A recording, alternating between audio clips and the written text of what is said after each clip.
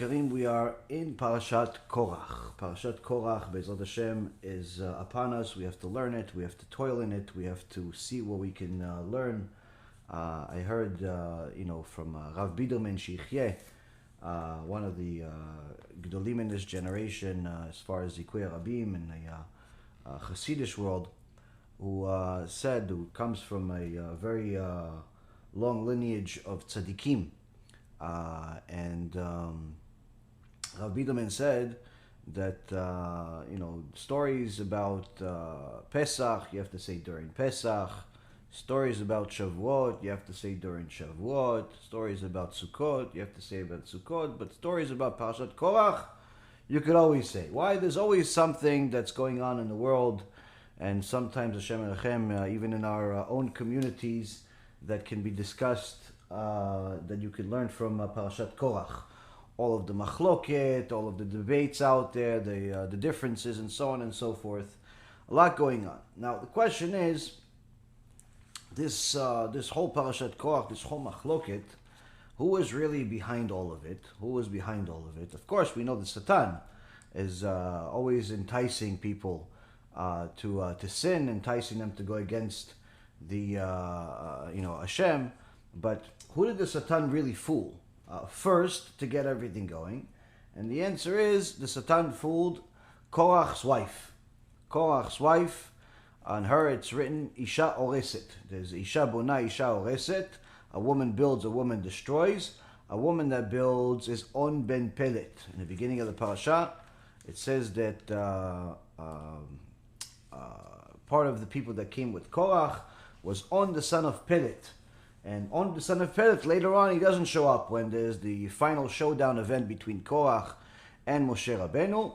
On Ben Pelet is nowhere to be found because his wife got him to do tshuva, to leave Korach, and she ended up saving his life, of course. Not only his life in this world, but in life in eternity, because Korach and those who followed him are in Gehenom until this day, 3,333 years. They're inside Gehenom so far, and many of the Chachamim say they're never going to get out. Some say that Korach may get out at some point, but nonetheless, they're suffering dearly for what they did. But all this started with Korach's wife. All this started with Korach's wife, with the Satan enticed her to say, listen, you are the richest family in the nation. Surely you should also have a position of power too. Why don't you tell your husband that he should try to go and become the prime minister? Try to become the Rabbeinu, Korach Rabbeinu, not Moshe Rabbeinu. Or at least the Kohen Gadol. Be something. So Korach's wife got on his case and destroyed his life.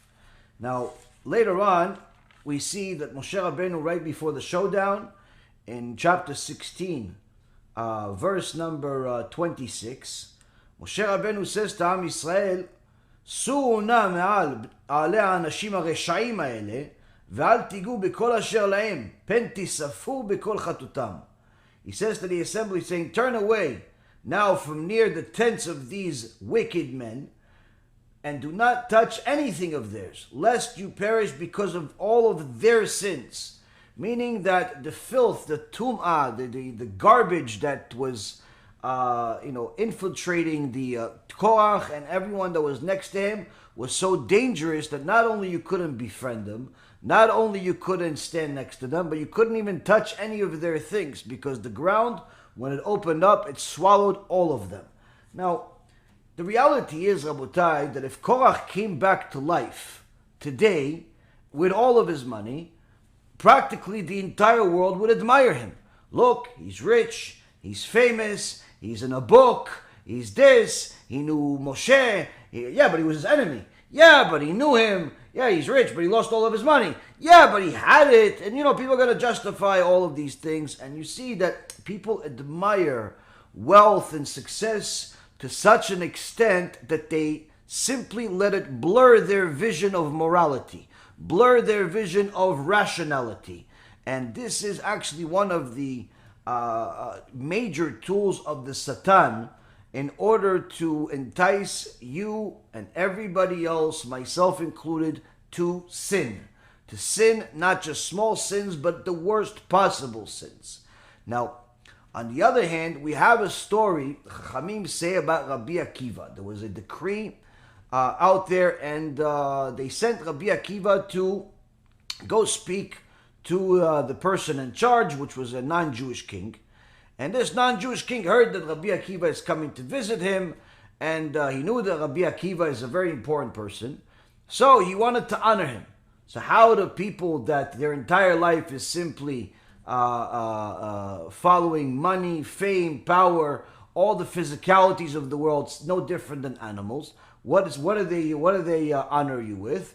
He figured, we'll put Rabbi Akiva in the best hotel in the world, right next to the palace, and if to make sure that he's not bored, I'll send him 4 of the best prostitutes that we have, 4 of the most beautiful prostitutes we have, to give him what you call a good time. Hashem yishmor v'yatzil.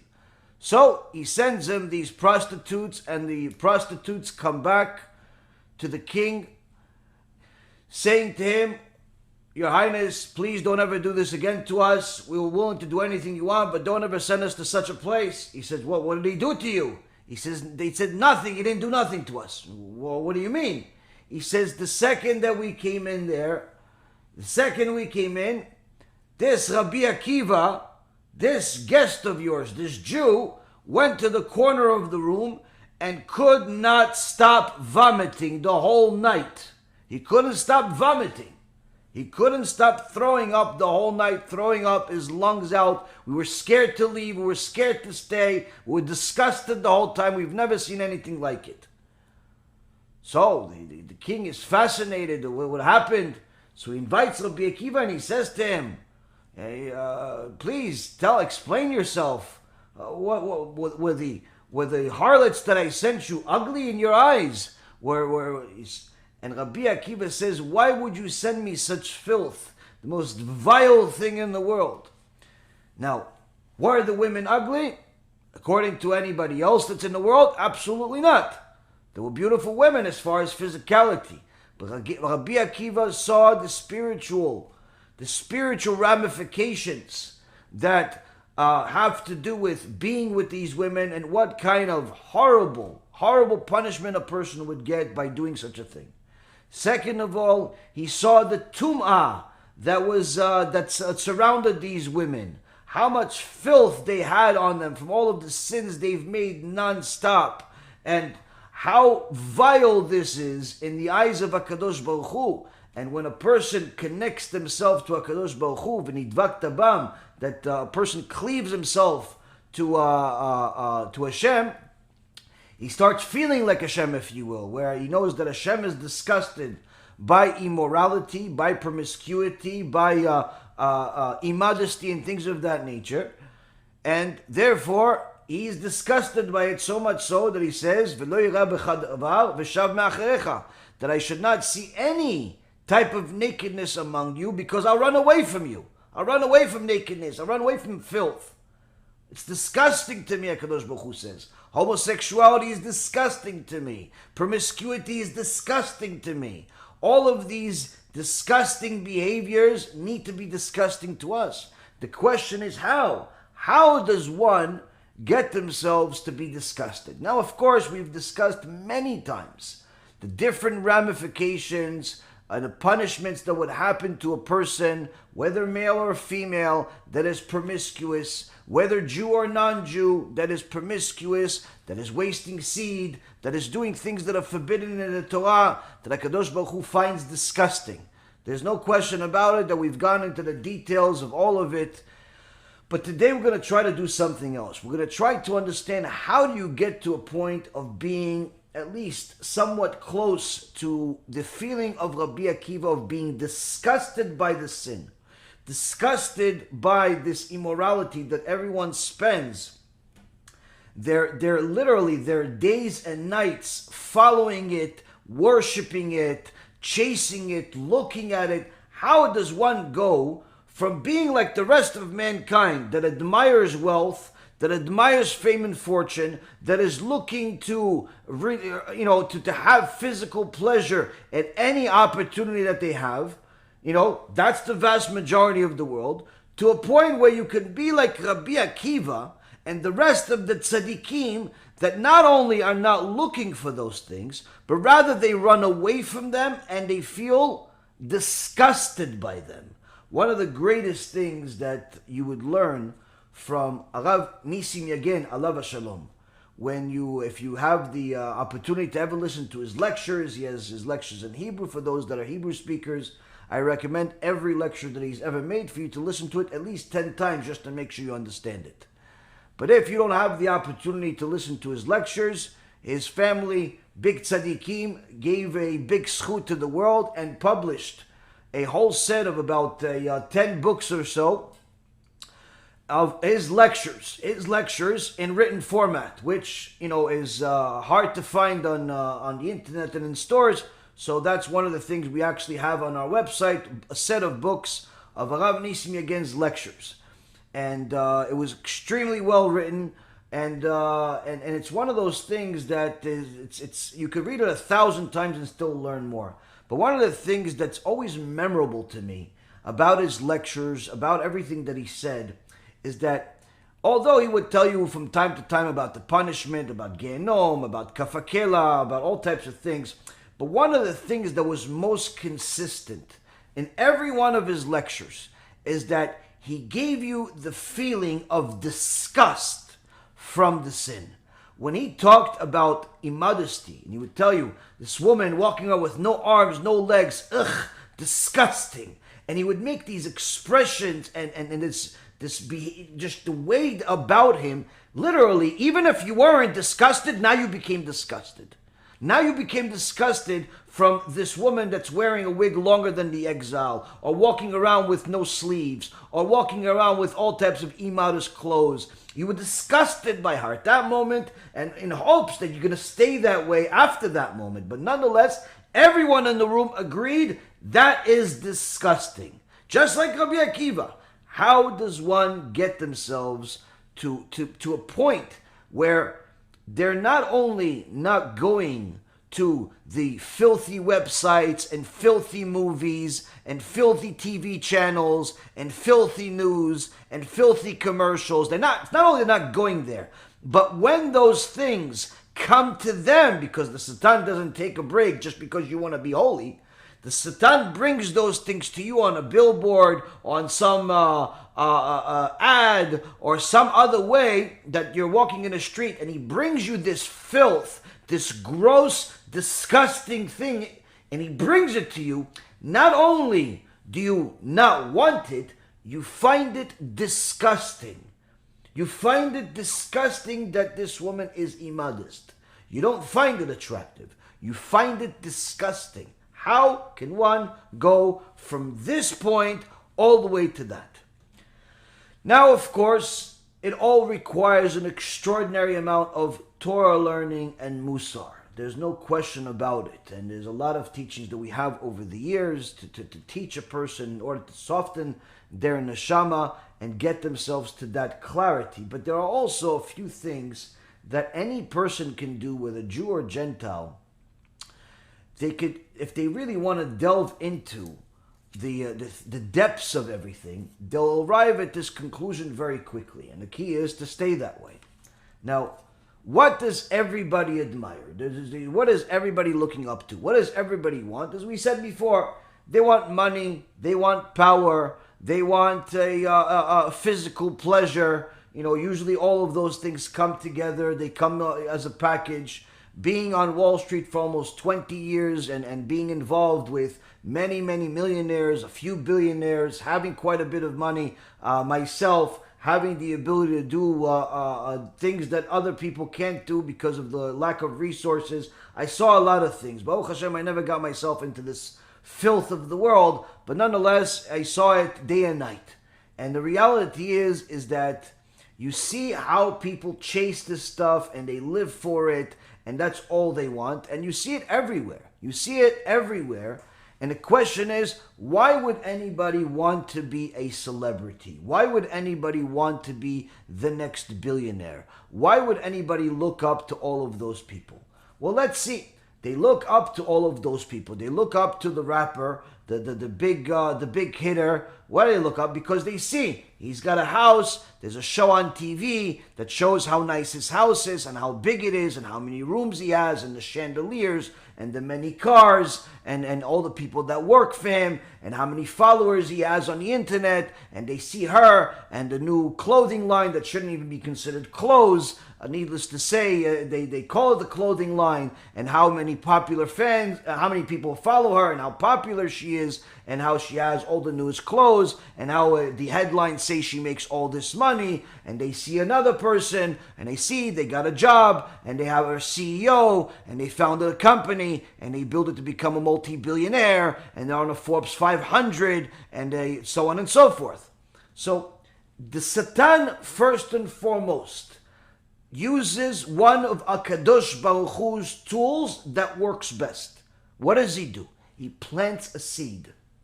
He plants a seed. HaKadosh Baruch Hu says, it says in HaKadosh Baruch Hu, Zore'a tzedakot. HaKadosh Baruch Hu plants the seed of the tzedakah.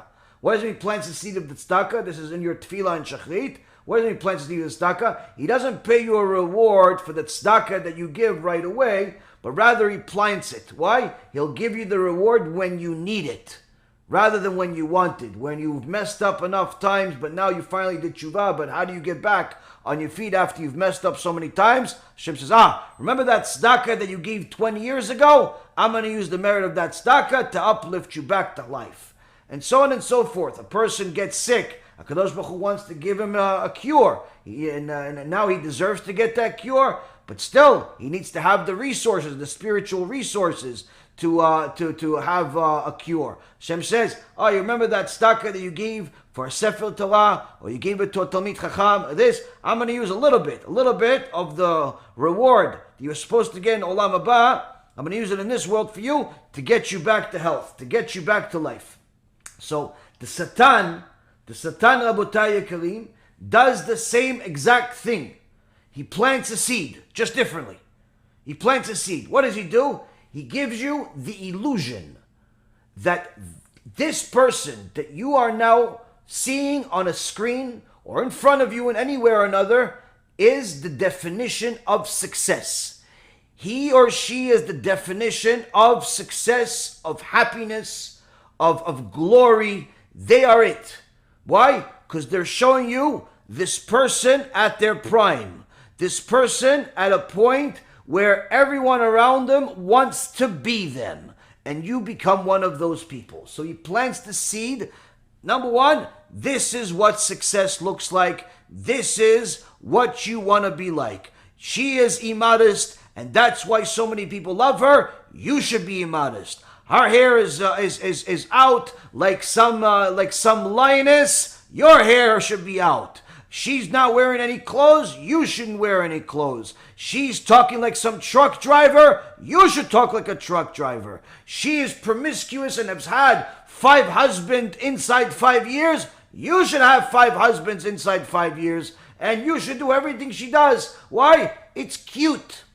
It's cute. It's popular. Look, she's her and her sisters all have become billionaires. The Kardashian family, and this Britney Spears family, and the other was Zona's family. All of these Zonot have had success. You should want to be like her. Wear clothes like her. Wear makeup like her. Talk like her. Want to do what she does. Put your pictures on the internet like her, especially the promiscuous pictures. Pucker your lips like her, and act like her, and walk like her, and even say things like her, and perhaps even buy her product so people think you are her. And the reality is, Rabotai, this happens to the kids in your house that are surrounded by public school mentality, secular mentality, non-Jewish mentality. It's everywhere. Even inside the most religious communities in the non-Jewish world, you will see this as standard. I saw one time a documentary about perhaps the most so-called religious people in the Christian world in America, the Evangelical Christians. About 60 million of them. They're the most aggressive missionaries out of all Christianity. And you see in this documentary, you see everybody's talking about Yoshke, everybody's talking about how he's going to save you and so on and so forth, but yet not a single woman knows how to wear clothes. They're all walking around in underwear and think it's normal. The little girls walk around half naked and it's normal. And no one thinks of any of it being such a big deal. And no one is surprised that in reality, all of those kids that walk around with the little Bible, all of those kids that are in a secluded community in order to not be tainted by the secular world, all of them are making the very same exact sins of immorality as everybody else out there. They're just doing it among each other. All of the filth is within. Nothing has changed. Nothing has changed. It's just you chose your audience. And the reality is, Rabotai Karim, is that this seed of the Satan comes to people of all ages, of all genders. It's everywhere. And the Satan's job is to stupefy the generation to think that this is normal, that it is normal to walk around with underwear because the celebrity does it. It is normal to flaunt your money and be arrogant because the celebrity does it. It's normal to be nasty to people because the celebrity does it. It's normal to have all of your ambitions and energy and resources spent on acquiring a fortune of fame, a fortune of money, a fortune of everything material, including a fortune of wives and husbands. That's also part of the fortune. If you only married once, they frown upon you sometimes. Oh, you only once? Oh, you're like one of the old timers. And the reality is, Rabotai, in this generation, the world is infested with tum'ah. Tum'ah to the extent that they are now teaching in England already for some time, little babies, kids 4, 5 years old, 3 years old, 6 years old, that if the boy does not want to be a boy and he wants to be a girl, he should be a girl then. No one should call him a boy ever again.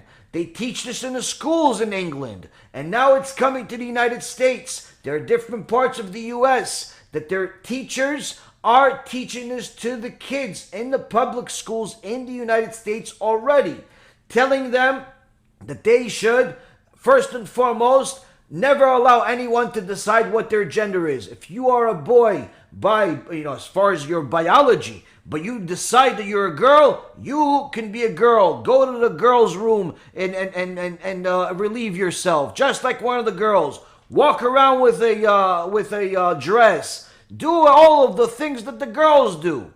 Do all the things that... Don't let anyone decide what your gender is. And if that's not bad enough, if you want to really take it up a notch, you should marry... one man should marry another man and have a child, but pretend that this is really your child, as if you're not traumatizing this poor kid. The girl can be a boy, the boy can be a girl, the boy can marry the boy, the girl can marry a girl, and... that's what you do, just like, what do we see? It's nothing new. Sodom and Gomorrah, the generation of Noah. We've seen Egypt. We've seen this many times. Nothing new under the sun. But now it's gone to the point where it's in the teachings of the school, and now it's coming also to places on not just under the ground type of teaching, but actually in schools, in New York, in California, in different parts of the United States, in all places around the world that literally have taken their morals that are connected to the Torah and thrown them in the garbage and replaced it with the morals of the Satan. This is what's happening right now, Rabotai. And now everyone thinks it's absolutely normal. Why would anyone think it's normal? Because the Satan has planted seeds where he's made some of these people that are crazy, that say that they're a woman even if they're a man, say that they're a man even if they're a woman, made them popular, made them heads of office in the government, made them celebrities on TV, on the internet, gave them all types of fame and fortune. So now there's no more terms like they used to have when I was a kid, that anyone that was like that, they would simply hide it. They would hide themselves. They would hide their desires. They called it being in the closet. No such thing as being in the closet. Now it's something you should be proud of, to the point where you should flaunt your sexual desires that are filthy and against human nature. Now you should do it. Why? Because the celebrity did it. Because the government member did it. Because the teacher did it. All of these so-called leaders are doing it. You should too. Look, they are leaders and they succeeded to the highest level according to their definition of success. You should do the same. And this Satan's seed is everywhere. And unfortunately, Rabotai Kareem, it is also in the Jewish world, no different than anywhere else. You will see this in the non-religious neighborhoods, and you will unfortunately see this in the religious neighborhoods sometimes, where you have young kids literally acting like animals, acting like absolutely animals from Sodom and Gomorrah and not thinking anything of it. How could it be? It all starts with that seed. It all starts with that seed. Now, how do we get rid of this seed that has literally grown up to be the most rotten fruits in the history of man? How do we get rid of this gross fruits? Gross, disgusting, vile fruits. How do we get rid of it? How do we go from a point of admiring celebrities and material success and promiscuity and immodesty and immorality and arrogance? How do we go from being what's called normal, by admiring all those things, to being like the holy people of the previous generation that were disgusted by it, or at the very least the respectable human beings that may have not been the most holy but still respectable enough where they kept their filth hidden from society? How do we get to that point? Well, first off, Rabotai Kareem, we have to identify the problem, which we just did. Second, we have to start delving into the situation just like you would into a sugya in the Gemara.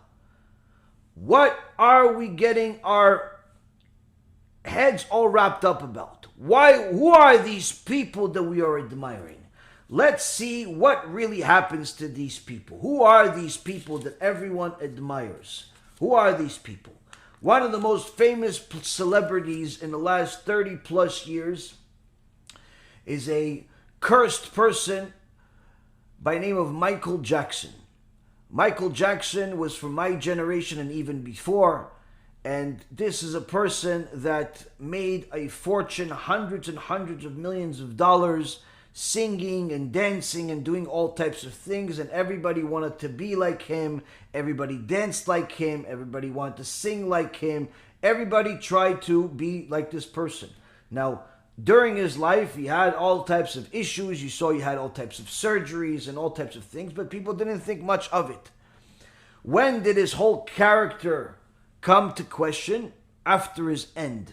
When he overdosed on drugs, and his rabbi, Shmuli Boteach, Imach Shimo V'zichro, who was one of the people that he built his own fame from his relationship with Michael Jackson, let people know that his buddy died. The doctor that killed him told everybody the guy died, and so on and so forth.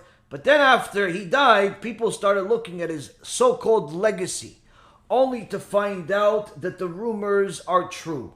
Only to find out that it's actually even worse than the rumors. That this disgusting human being that looked like the epitome of success, of money and reputation and love by everyone and love by kids was a pedophile. A filthy, disgusting human being that took advantage of young boys, took advantage of little innocent children, took advantage of them in a sexual way, raped them in the most horrific way, did things that literally damaged these people for the rest of their lives. But everyone was so scared to ever say a thing because the illusion was so strong. Who would want to be such a person? Who would want to be a Michael Jackson, Imach Shimo V'zichro? Who would want to be a person that looks like the pillar of success to society, but yet is raping young children on a regular basis in order to relieve his animalistic, behavior, even worse than animals, because most animals are not homosexuals. Who would want to do that? And even yet, even the ones that are homosexuals, you're never going to see a lion rape a cub. You're never going to see that. Even if you see a lion aggressive with a lioness, it's going to be someone his own size.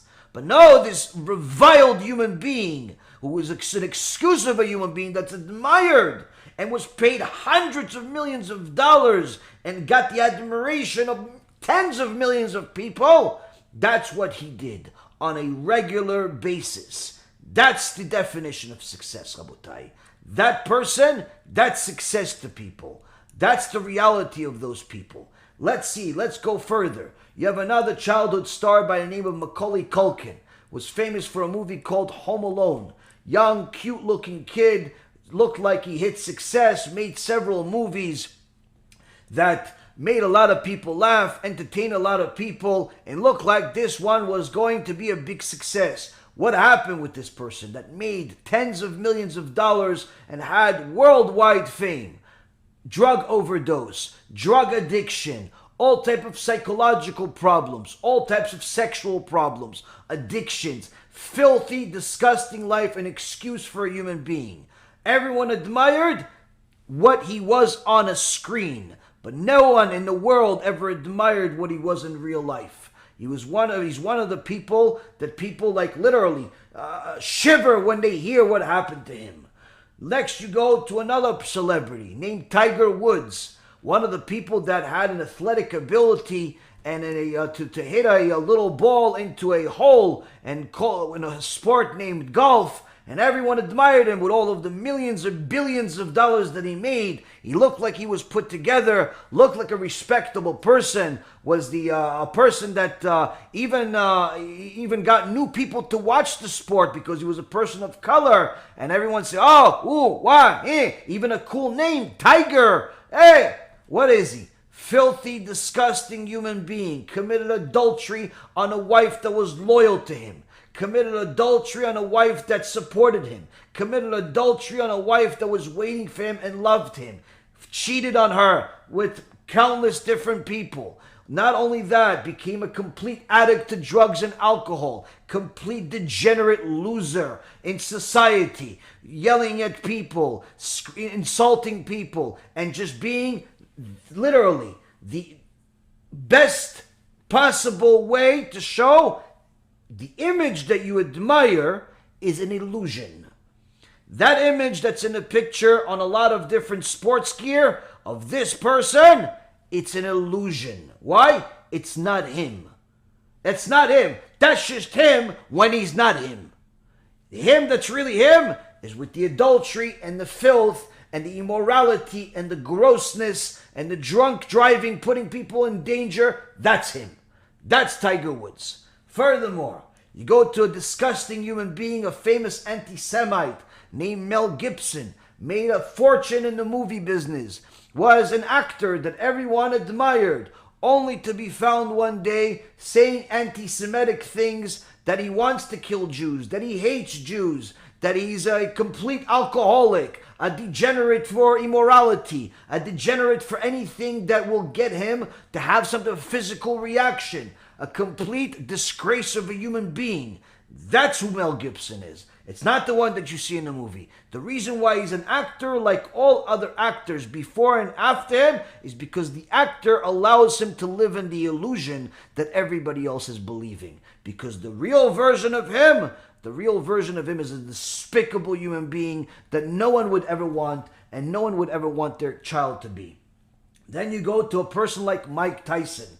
Although Mike Tyson has tried to change his life, let's see what his life was really like. Was a powerful person, went into the vicious sport of boxing, was the best at what he does, punching people in the face, harming people as fast as possible and as strong as possible, and eventually also harming other people that he wasn't in the ring with, like the woman that he raped and ended up landing in jail, like all of the drugs that he consumed and all of the people that would get in his way, and completely took the fortune that he amassed of $400 million and lost every single penny of it, landing in jail with an extraordinary embarrassment where even after he came back from jail, he still had such animalistic behavior.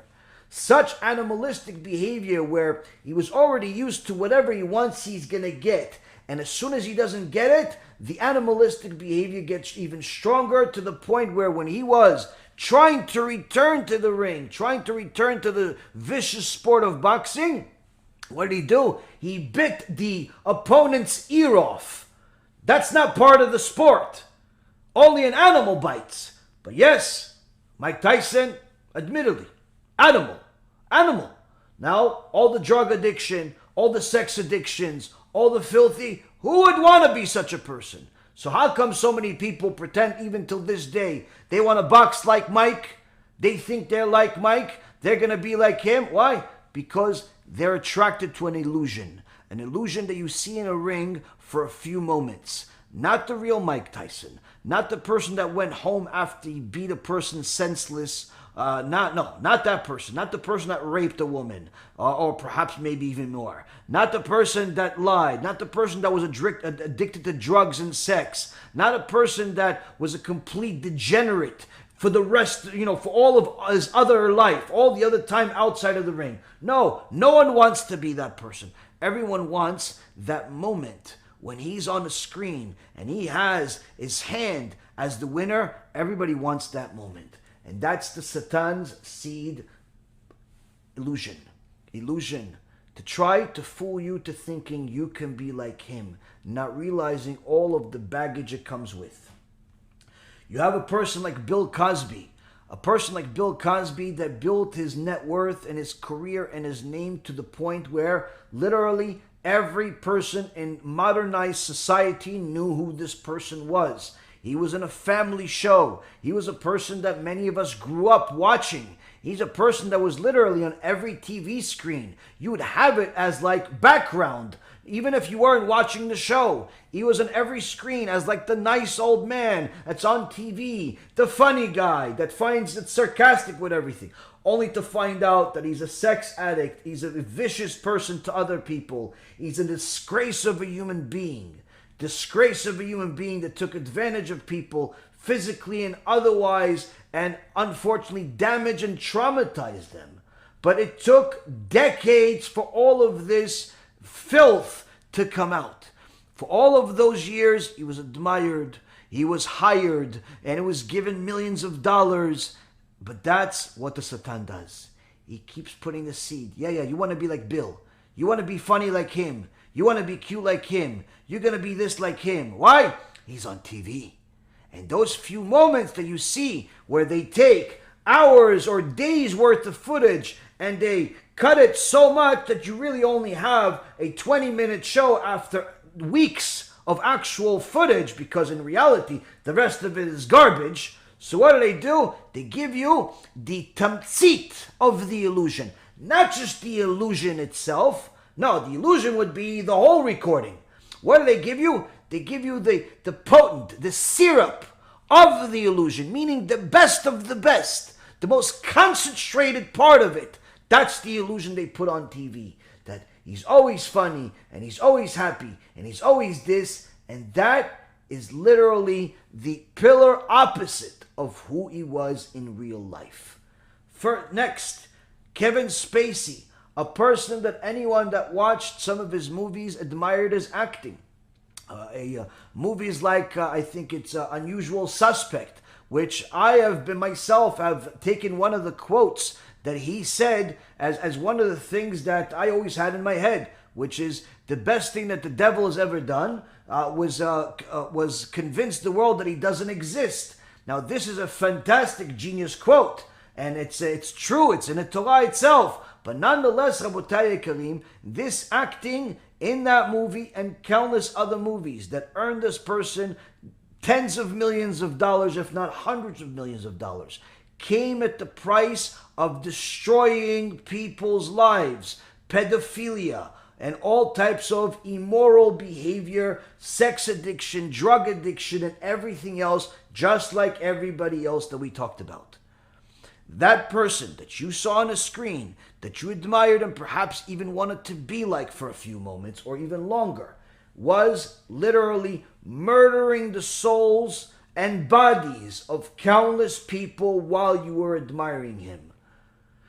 Taking the innocent people, taking the people that didn't do him any harm, taking the people that were powerless and taking advantage of them and traumatizing him just for the sake of a momentary pleasure.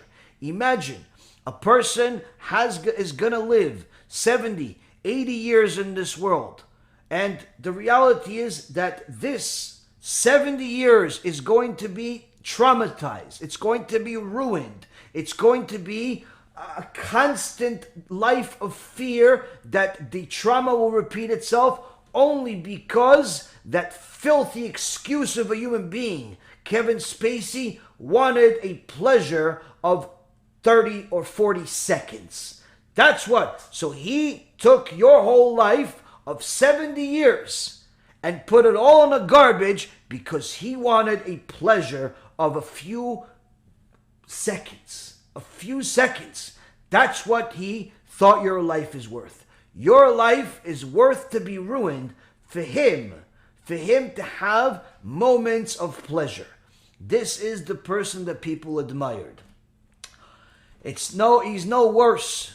He's no worse than Harvey Weinstein, another disgrace of a human being, another Chilul Hashem that took advantage of people in a sexual way, in a financial way, in every way that he possibly could, destroying people's lives.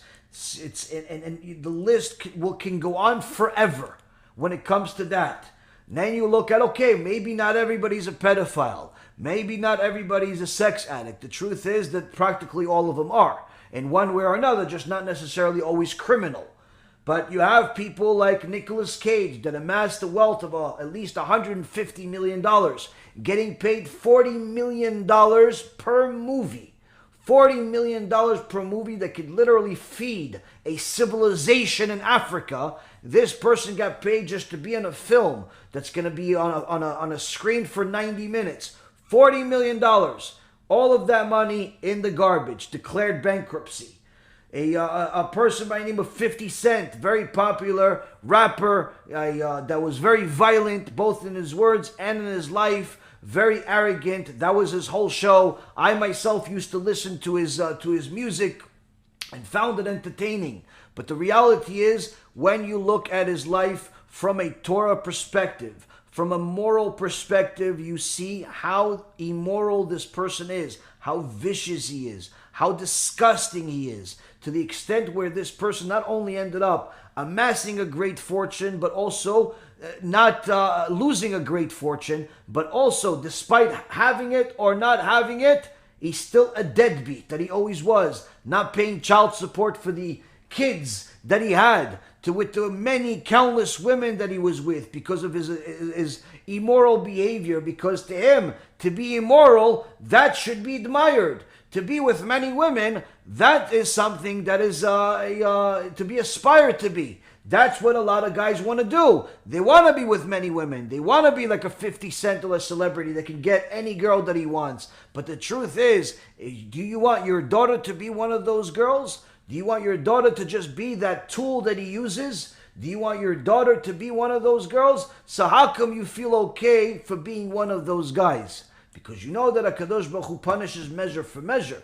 And if you're going to be one of those guys, HaKadosh Baruch Hu is going to give you one of those girls. He's going to make one of those girls your daughter one day. Hashem Yishmor V'Yatzil. And you see this person that was a deadbeat like many of the others that we're going to talk about. Another person that called himself, showed his addiction to physicality so much that he literally nicknamed himself Money. Money Mayweather, the famed boxer who made a fortune, tens and tens of millions of dollars boxing and being a celebrity and being someone that was a good athlete and so on. But in reality, Rabotai Karim, HaKadosh Baruch Hu says, Meshalem el sonav el panav la'avido. He pays his haters cash to their face in order to destroy them. And that's exactly what happens with every one of these celebrities, every one of these people that are in power and misuse it. You see, this Money Mayweather all had to come out of retirement and go box a YouTuber, a guy that never boxed a day in his life. He had to go box him just so he could live his life, because he literally lost his money to the point where he had to come out of retirement to pay his debt, after making literally tens and tens of millions of dollars per fight. Per fight. All of the money apparently went down the drain, just like anything else that's going to be the rest of his life. And what happened? Now he's fighting YouTubers. Complete embarrassment to the sport, but nonetheless, a very good moneymaker. Very good moneymaker. But really, this is what people admire. This is what people look up to go make $400-500 million just to continue working for the rest of your life, because you pretty much spent it faster than you made it. That's what you want. That's what you admire. To be a person that does not have a normal life, doesn't have a normal wife, doesn't have normal kids, doesn't have normal relationships, is constantly under a fear that someone is stealing from him, that someone is taking advantage of him, and literally living a purposeless life, because now that the career is practically over, the best that he can do is fight YouTubers. The best that he can do is just continue to utilize his body until the body stops working. But the reality is that this is all coming to an end. It's come to an end, but he's trying to, get the last drops of water out too. So this is what people admire. A person that made hundreds of millions of dollars that does not even have the money to pay $20 million in debt. Now, you have a person like Mark Twain, a scholar that people admired. His publisher, his own publishing company, declared bankruptcy. All of his notoriety, all of his fame, it's only by a few people that call themselves scholars in this generation. He himself did not enjoy it during his life because he ended up declaring bankruptcy. Dennis Rodman, another famed basketball player, got to such an extent after making so many millions of dollars, you would think this person would have enough money not only to live the rest of his life, but to build a country. Instead, he not only wasted all of his money on drugs and all types of disgusting behavior, but he got to a point of being such a despicable human being that he got caught stealing $500. A person that literally used to make $500 a second, $500, not $500 an hour, $500 a second, ended up getting caught stealing $500. These are the people that people admire, and you think it's just the most recent people. No, this has always been the case. It's always been the case. You have celebrities like Wayne Newton, Meatloaf, Willie Nelson, all of these famed celebrities, Gary Coleman, a famed actor, all of these people that literally made hundreds of millions of dollars. Their homes are known, their names are known in practically every home of the people that lived during their high time. Everybody knows who they are. The reality is, they wish they didn't. They themselves wish nobody knew who they were. They themselves wish that they could just go to the deli, buy their little sandwich, and go back to their little shack, hole in the wall somewhere in society, and no one would remind them of their glory days that they can never ever get back to. Because these are people that are has-beens, and one of the most horrendous sufferings that a person can have is to be a has-been, to be a person that is everybody reminding him of his past the rest of his life, even though he's not an inkling like it. He's nothing like it.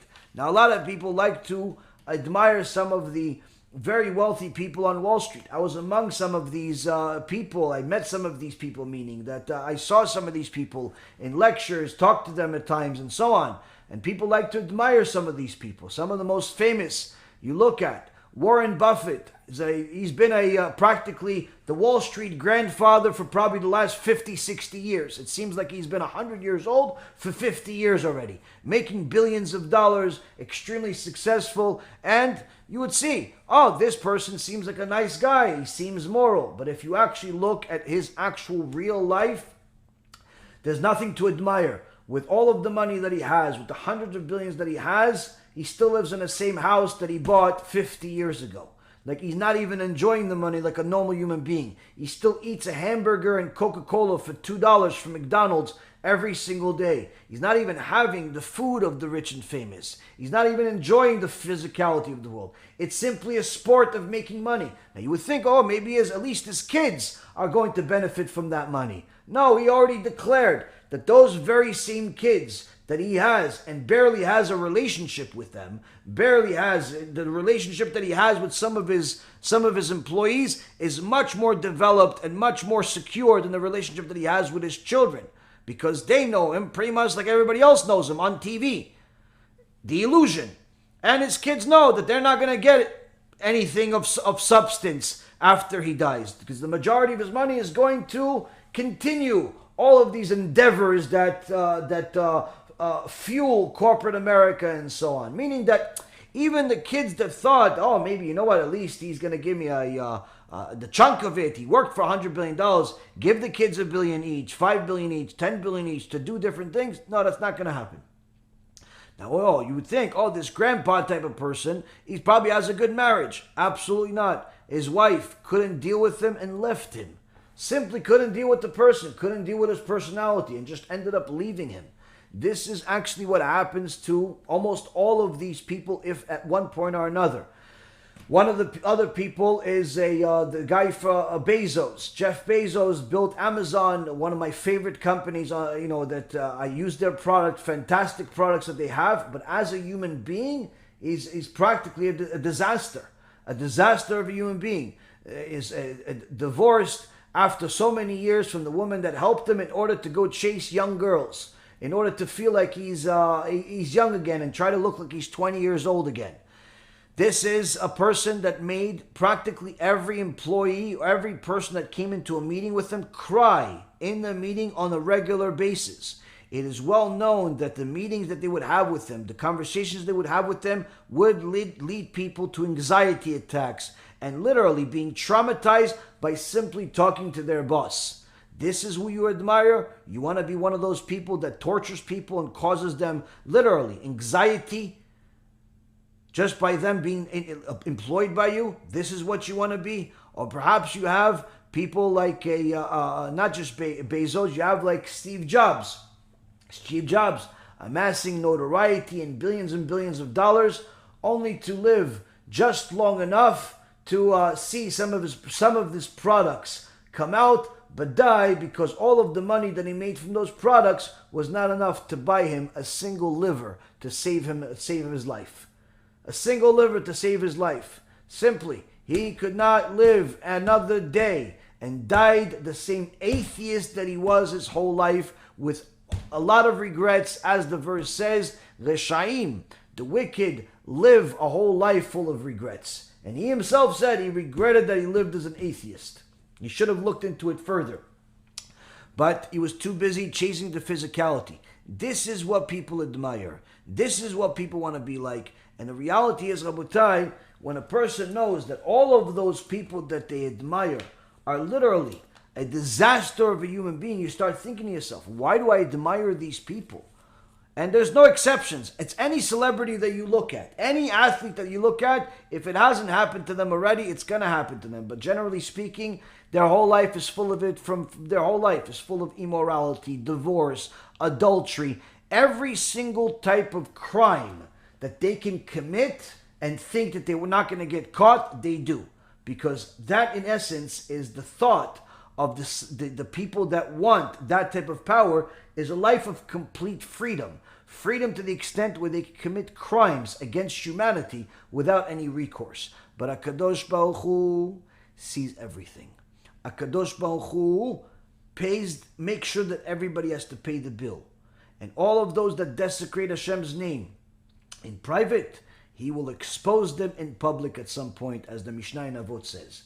Now, on the other hand, you say, okay, fine, maybe being a celebrity is not good, but at the same token, you can't deny the fact that there is physical pleasure. There is physical pleasure from having certain things. There is physical pleasure from being certain ways, and so on and so forth. Now, for all of these young girls that are out there, or even older women that are out there that want to be or act like they are already one of these celebrities, one of these people that is constantly looking for attention, listen very closely.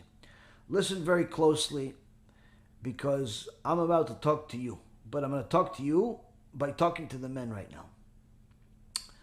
Now, the guys that are out there, what do they want? They want the money. Why do they want the money? Because they want the power. Why do they want the power? Because they think that if they have the money, they'll have the power, and therefore the power will give them the girl. Which girl? Any girl. Simple.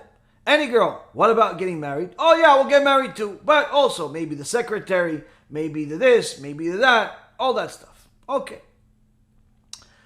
How could Rabbi Akiva get to such a point that he's so disgusted by that behavior that he threw up?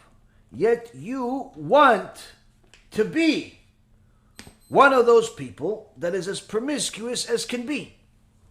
How could it be? How could there be such a difference between two people? Because you think that to be with that girl will give you physical pleasure, and you don't really think about anything else. What else should you be thinking about? Well, let's see. If the girl that you found in some nightclub or some store or wherever you found some garbage pail, and you got her to give herself to you and to be able to act like a husband and wife, even though you're going to throw her out moments after you end your pleasure, or perhaps you're going to pretend like you're going to be with her by dating her for a few months, or perhaps you're going to, pretend like you're dating her while dating for several other women, thinking you're the only smart one. The truth is, though, if she gave you pleasure, that means that she's just like you. That means that just like you're looking for physical pleasure, so is she. And just like you don't want to be with her all the time, she doesn't want to be with you all the time. But guess what? It's much easier for her to find a partner than it is for you typically. And guess what? When she comes to you and you think, I'm Mr. Macho, all you're really doing is cleaning up the filth that another man left moments before you. That's the reality. That is the reality. You are simply cleaning the filth of 1, 2, or however many dozen of people she has enjoyed herself with also, because she's an animal just like you. That's what you're doing. One of the most disgusting things you can possibly imagine is for one manly man to ever even think that another man's seed, another man's filth would ever touch him. It's not only touching him, it's on top of him, and it becomes part of him. Why? Because that's where she was moments before she was with you. She's simply like the village bicycle. Everybody gets to use it. She's like used property, and you are klisheni. You're like the second tool. She had this, now she has you, and maybe moments later she'll come back to something else. What, you think you're the only smart one that knows how to pleasure himself? No, she knows it too. And guess what? You're probably not as great as you think you are. You're just simply filling a void until the next opportunity comes, until the next appointment comes, until the next guy that's going to wine and dine her and make her feel like she's pretty, until he comes. And that's the reality in life. All of the young men that like to go out to clubs and find a girl, take her home and feel like, hey, high five, yeah, I got her. Yeah, she got you, buddy. She got you, and him, and you just won one of the appointments. She's simply a free prostitute. And you, my friend, are in a bed with 3 different people, not one.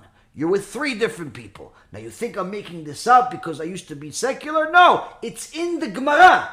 It's in the Gemara, Rabotai. This is not Yaron Reuven. This is the Gemara. Rabotai Yekarim, The Gemara says some of the most horrific things you can possibly imagine that go on in society today as if it's standard. As if it is standard, Rabotai.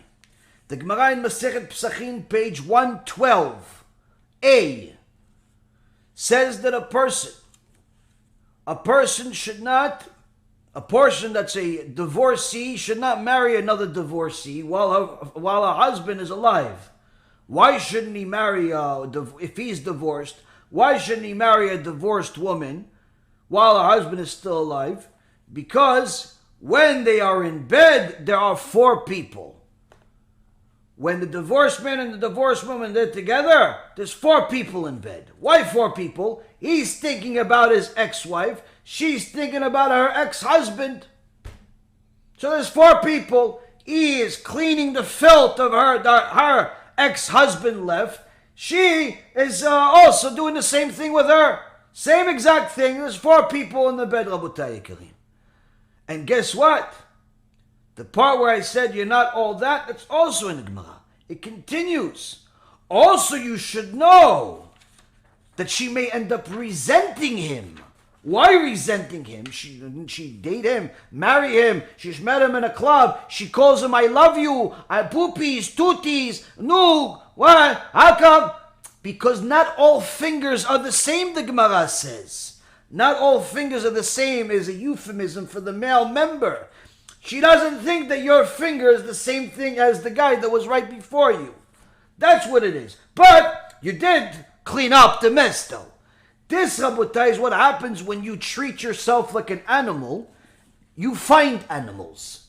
You treat yourself like an animal. HaKadosh Baruch Hu matches you with animals. And just so you know, this is not the only place in the Gemara. The Gemara in Masechet Sanhedrin, page 22b, says that a virgin woman, a woman that's virgin, it's holy, it's kedusha. But if she becomes one of these filthy human beings and starts becoming promiscuous and so on, you should know what comes with it. What comes with it? You are what? Guy number 6, 8, 15, 12. Oh, she liked you. She told you you're only guy number 2. Maybe 2 this week. But that's what she told you at the club or at the pub or at the whatever you met her or at the Jewish gathering for shidduch. That's what she told you. You're only guy number 2. Okay, Habibi. Just so you know, forget about the fingers not being all the same. Forget about the fact that there was 4 people in bed. But there's also probably 5. Why? The original guy. Gemara says in Masechet Sanhedrin, page 22b, a woman never forgets the first man that she was ever with. Never forgets him. Not never forgets him like, oh, I miss him. Oh, no. The first time, that time, the first person, always on her mind. Always during that time. Oh, I remember him. Maybe he's like him. Maybe he's like him. Habibi, you're not him. And she is thinking of him. Why? Because you want to act like an animal. She wants to act like an animal. Here you go. You got a zoo together. Now you have already a half a zoo. 5 animals in one bed. This, Rabotai, is not it. It's not it. A person needs to understand that when they act like an animal, HaKadosh Baruch Hu gives them an animal type of life. An animal type of life that is literally a disaster. A disaster that produces disasters. What kind of disasters? Many people like to frown at the Kabbalah teachings where it says that when you do, when you make a sin and you die, part of the TIKKUN of the sin is to be reincarnated, perhaps with some type of defect or so on. If you didn't watch your eyes, perhaps you'll come back to life blind, and so on. If you said Lashon Hara, you'll come back autistic. And people tried to make a whole big thing of it when Rav Mizrahi said it years ago, as if it's a new teachings, as if it's only in the Kabbalah. It's not only in the Kabbalah. It's in the Gemara. It's in the Gemara, Rabotai. It's in the Gemara, Ribono Shel Olam. It's in the Gemara. What does the Gemara say? What does the Gemara say? Gemara, Masechet Nedarim, page 20a. Says a few things. First and foremost, you should know, you like to talk to girls, ואל תרבה שיחה עם האישה, שסופך לבוא לידי ניאוף. You like to talk to girls, you have a girlfriend and so on, for sure you're going to sin, for sure you're going to come to lewdness, for sure you're going to end up wasting seed, promiscuity, immorality. There's no such thing as platonic relationship in Judaism. Second, you don't think that's enough? Okay, fine. Anyone who looks at women, likes to look at girls on the internet, in real life, and so on, for sure will have kids that are not of good character. Your kids are going to call you by your first name. Your kids are going to yell at you. Your kids will disrespect you. Why? You don't watch your eyes. You have a spiritual defect. HaKadosh Baruch Hu pays for that with a defect in your kids. Now that's not enough, right? That's not enough. Gemara says that a person that wants to be a holy Jew has to become embarrassed of such things, embarrassed of them. But he's not. So comes Rabbi Yochanan ben Davai. Rabbi Yochanan ben Davai says, the ministering angels told me 4 things. There are lame people. Why are there lame people? Why are there lame people? People that born paraplegic because of the mipnei shofchim shulchanam, because people that overturn the table, the Gemara says, using euphemisms for all types of inappropriate behavior, immorality. Why are there mute people? Mipnei shemenashkim al oto makom, because they kiss that place. Why are there people that are both mute and deaf? Because they converse at the time of cohabitation. Why are there blind people? Because they gaze at that place. Meaning, Rabotai Yekarim, the Gemara says, we're not even talking about looking at pornography and wasting seed. Simply living a life addicted to physicality, addicted to that type of thing, produces all of the defects that you see in the world, all of the defects that you see in the world that are very difficult to deal with. Now, of course, sometimes those people that come to the world are special neshamot of tzaddikim, not reshaim. Doesn't make their parents' life any easier. But not all of them are tzaddikim. Not all of them are holy. Some of them are pure. Some of them, not necessarily. But needless to say, why do the parents get them? The parents get them because they were not holy. The parents get them because they were trying to be like the people they see in a pornography film. Trying to be like the people they see in some Hollywood film. They try to play acrobatic. They try to do all these different things with different people in different ways and different filthy, animalistic behavior. Kadosh Baruch Hu says, you want to be an animal? Okay, well, I don't want you to be an animal, so I have to keep you busy in a different way. I want to keep you busy in a different way. So, Abotai Karim, you have to think about it this way. Are you going to admire a filthy, disgusting disgrace of a human being like Madonna that has literally been with enough people to build an army? That's what you want to be like? That's who you admire? You want your daughter to be like her? Or all of the people that follow her, all of the modern day singers, you want her to dance like them and be promiscuous like them and have 5 or 10 or 20 or 50 husbands? That's what you want? You want to clean the filth of another guy for the rest of your life because you're a filthy human being? You're admiring a woman that's being raped by people on a screen? That's what you admire? You want to be there? You want to be the rapist? You filthy disgrace of a human being for that moment? That's what you admire? That's what you want to be like? You're watching pornography? Do you know that most of the pornography out there is actually not promiscuous? It's not intimacy as a result of her wanting it. Sometimes you'll actually see things on the internet that are actual rape, but they portrayed as if it's out of her wanting it. That's what you want to be like? You want to be a rapist? You want to be a pedophile? That's who you admire? That you have to think about this. Because if that's what you admire, you can rest assured you're going to have a kid like this. You're going to have a kid that wants to be that's a boy that wants to be a girl. You're going to have a girl that wants to be a guy. You're going to have a girl that has 50 husbands. You can have a boy that is addicted to pornography, like some of the young men that I've had the pleasure of helping, but it's a very big job. Very big job. It's a lot of work, but some of the men that I met, literally, when I met them, they were so addicted. They were so addicted to wasting seed and immorality that some of the physical ramifications of that addiction started happening in their life. Losing hair, becoming smelly, becoming disgusting and sweaty, literally looking like they have a disease. I've met these young men, and Baruch Hashem, most of them I've succeeded in helping to get them out of that tumah.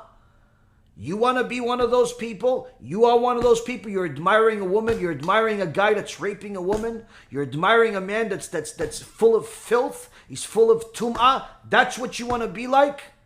Aren't you ashamed of yourself? You should be. And that, Rabotai, is what a person needs to know. That's what he needs to know about all of that disgusting world that he's admiring. If you're talking about money and power, it comes with a lot of baggage, because all of the people that are giving you, that desire to have this money and power, I just read you off a small microcosm of the list. A small microcosm of that list, but you'll find it in all of these celebrities. Endless amount of them are pedophiles. Hollywood has a pedophile ring, a well-known pedophile ring, which we even know somebody that, unfortunately, went into that young boy and never came out. Never came out. Was taken by these people, never came out. No one knows if he's dead, if he's alive, who knows. I even have a former classmate that was part of that filthy, disgusting world of politicians, and was one of the boyfriends of the politicians. Mysteriously drowned. Expert diver mysteriously drowns. It's like saying a fish drowned. Rabotai Karim, who are you admiring? Shlomo HaMelech says, Ish lefi ma'alalo, Ish lefi ma'alalo. A person is who he admires. You're admiring these filthy prostitutes. You're admiring these filthy, disgusting pedophiles. You're admiring these vicious, arrogant people that destroy lives. Or perhaps you're admiring that woman that has the filth of countless men inside her. Or perhaps you want to be the man that's one of those filthy people. Which one is it? The only way, Rabotai Karim, the only way to avoid all of the disgusting, vile things that I've said over the last hour and 10 minutes is by being what HaKadosh Baruch Hu said in Parashat Kedoshim. Kedoshim tiyu ki kadosh ani. You be holy because I am holy. How are we holy? The Gemara in Masechet Shabbat says, Am Yisrael Kedoshim em. Am Yisrael is holy. Why? Because even when it comes to their intimacy with their own wives, it's at night, it's in modesty, so the walls don't even see them. So no one even thinks about such a thing, of recording such things, of acting in such filthy, animalistic ways, because that's the ways of the animals. We are holy. We are tzaddikim. We are Kadosh Baruch Hu's people, and everybody can be like this. Everybody can be holy by stopping first being animalistic. That's the first step. It's the first step. How do you stop being animalistic? Know who the animal is and do everything the opposite. Do everything the opposite. This, Rabotai Karim, is a little bit food for thought, very different than a lot of the shurim that we've done, simply to show you what people literally lose their world in this world and the next world over. She is looking like a prostitute celebrity because she wants to be like one, even though she will never be like one. But she's losing this world, she's losing her marriage, she's losing the respect of her children, she's losing the blessing from Hashem, and she's losing Olam HaBa. All because she wants to be like some prostitute that is here today, gone tomorrow. He the same thing. Thinks that he's going to enjoy this world, have a good time, go on vacation without his wife, maybe find a girlfriend for a day or two. He loses this world and he loses the next world. Why? Because he acted like an animal. But if a person wants to be holy, HaKadosh Baruch Hu says holiness begins with the way we express our sensuality, with the way we express our intimacy in a holy way, with the way we protect our eyes, with the way we protect our speech, with the way we protect our mind, with what we admire, with what we look up to. That is how it all begins. If you admire filthy, disgusting people, that's who you will become, and that's who your kids will become. If you admire the tzaddikim, that's who you can become. There's no way you can become a tzaddik without admiring tzaddikim. And there's no way you can become a tzaddik as long as you admire the filthy people of society. This, Rabotai, is a very critical teaching that a person needs to literally visualize the filth that he's admiring, hence the reason why I had to get rabbinical permission to say some of the things that I said today. And Baruch Hashem, I got it. It's important for a person to know that all of what I said is in the Torah, and it's one of the most important things that a person needs to understand in order to stop admiring the filth. Stop admiring the filth of society. Because as long as you admire money, admire everything that comes with it, then you can say, no, I just admire that he has a lot of money. No, Habibi. You admire what he has as a result of money. And you're not realizing that behind the scenes, there's so much baggage. There's so much baggage that it literally creates tuma. It's a factory of impurity. You have to admire the righteous people if you want to be righteous.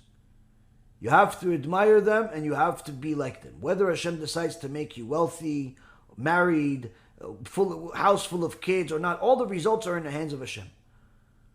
But our actions lead Him to decide what the results are.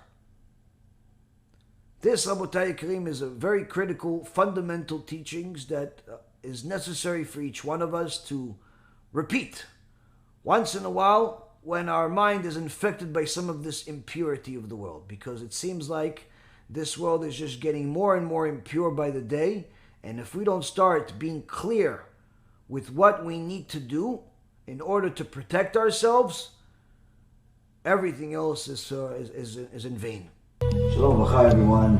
I'm making a short message for all the people that ask me all the time if they have money coming in and they want to help with kiruv, but they also want to help the poor people that we usually do during the holidays, but also during the year. They always ask me, is there something going on? And the truth is, there's always something going on. I always tell you during the lectures of different stories that we deal with, whether it's to help somebody come up with money for a surgery, or to help a poor family have food for Shabbat, or to help pay for tuition for someone that simply doesn't have it. And the stories go on and on and on and on. And in a moment, you're going to see something that just happened in the last couple of days. A family that's so poor in Eretz Yisrael that did not have money to buy simply normal mattresses. They were sleeping on something the equivalent of metal.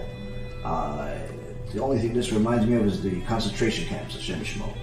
And these stories come across our desk on a regular basis, and after verification, when we send our team members to go and see and make sure that everything is legitimate, we try to do our best to help, and there's just not enough time in a day to make a campaign for every single cause. So what we do is we simply give, and we trust that Hashem will give us to help people, because there's just not enough time. And sometimes time is very sensitive, so it takes time to verify things, but also it's just one of those things where you really can't wait for people to decide whether they want to help this poor person or not. If there's a need, we're there. And Bezrat Hashem will continue to be there. So for any of you that is contemplating what to do with that maaseh, with that 10% that you give, that you need to give as a Jew and also as a non-Jew, for the sake of Torah, whether to give it just to kiruv, or to give it to help people do tshuva, or to give it to help poor people, and how to mix it. Bottom line is, our organization does it all, and we do it on a regular basis, and there's simply not enough, because there's so many people that need help. It breaks your heart. And you'll see that in this video, our team member, it breaks your heart, our team member starts crying. That's how hard some of these situations are. And we try to publicize a lot of different videos without embarrassing anyone and showing faces, to show people that their money is going to good places, to help people not only do tshuva, not only publicize the Torah, publicize Hashem's name and His glory, but also to help people survive in this difficult world. So if you want to help us, you want to join us, you want to be a partner with us, Be'ezrat Hashem is very, very happy to be a partner with you, and we look forward to hearing more and more good news, so we can tell you that you are part of another big miracle that happened to someone in Klal Yisrael. Call to B'char V'Atzlacha. אנשים יקרים, אני באתי פה לבית של משפחה נזקקת. האמא אושפזה בבית חולים עם כאבים מאוד חזקים בגב. הבאתי לה עכשיו סל מזון לשבת. חשכו עיניי, אני בא לי לבכות, תראו על איזה מזרון היא יושנת, כל הברזלים בחוץ. תראו, על זה היא יושנת, מזה היא קיבלה דלקת שלא עוברת לה. תראו, זה המזרונים שהם יושנים אליהם. אני חייבת את העזרה שלכם. אני פשוט ישבתי על המיטה, כל הברזלים תקועים לה בגב. תראו מה זה, אני פשוט נוגעת בברזל. על מה אמא יושנת? יושנת על ברזלים, בגלל זה כואב לה הגב. כן? עכשיו אנחנו מביאים לה מזרונים חדשים, ונשים לה על המיטה. תודה רבה על ארגון בעזרת השם ולרב ירון שדאג לפני שבת למשפחה נזקקת למזרונים חדשים. הם ישנו המשפחה על מזרונים קרועים עם ברזלים בחוץ. ארגון בעזרת השם אין עליכם בעולם.